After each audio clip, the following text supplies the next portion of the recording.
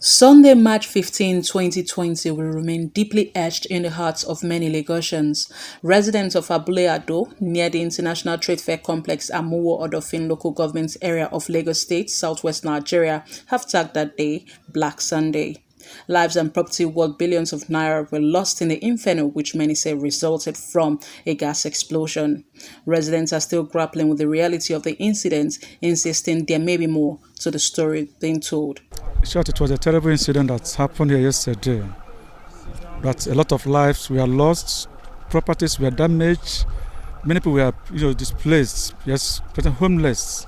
So, and the incident came up around between about 8:50 something. That was when it happened.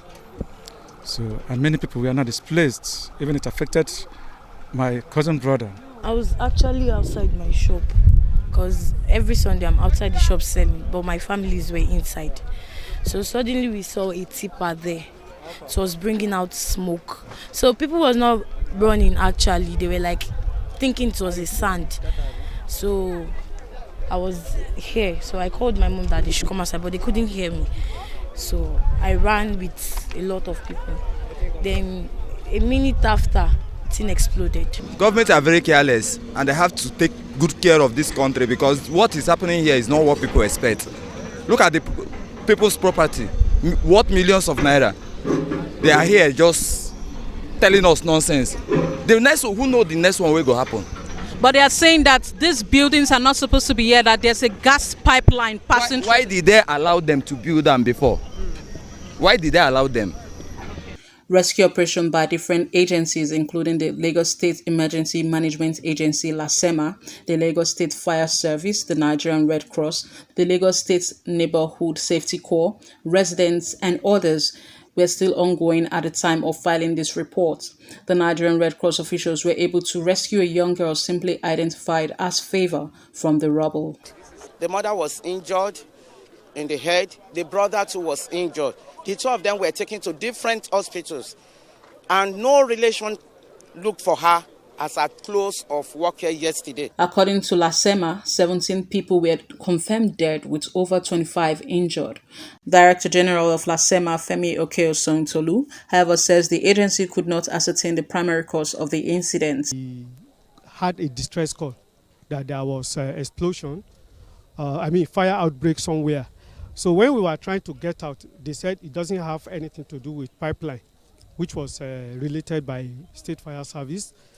But we said, let us move in there. It was when we got there, we knew that this thing got to the pipeline. So on investigation, first-hand investigation, we heard that this trailer had hardcore stones in it. It was trying to discharge its contents, and it was unable to do that. It was trying to get back. Then something just went up from it, which led to the explosion. Well, it's a very sad incident, very sad, leading to loss of lives and property. And we are here to contribute our quota towards the efforts of the emergency responders to ensure that normalcy is restored. One of the most affected structures in the explosion was the Bethlehem Girls College.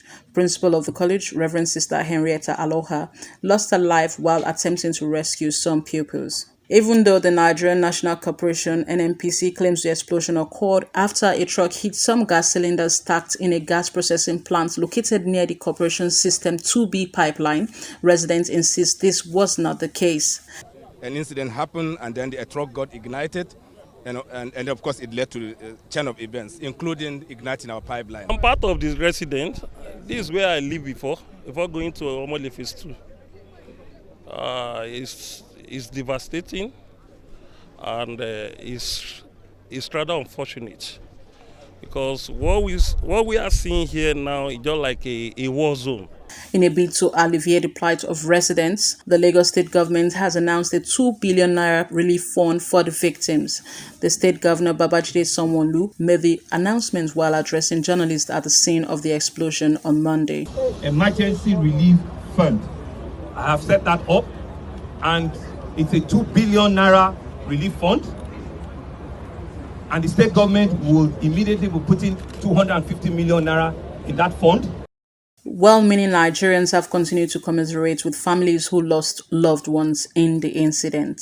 We are here representing Lagos State Government from the Lagos Waste Management Authority to do an on-the-spot assessment of how we can help to clear some of the rubble. It's a very, very big tragedy, and of course government should look for a way of stemming something like this, because in my own view I don't think gas pipelines should be around residential areas. And of course the causes or the cause of this tragedy still remains unknown. Some said it's explosion, even of course some eyewitnesses said it's not any pipeline, that it's a bomb.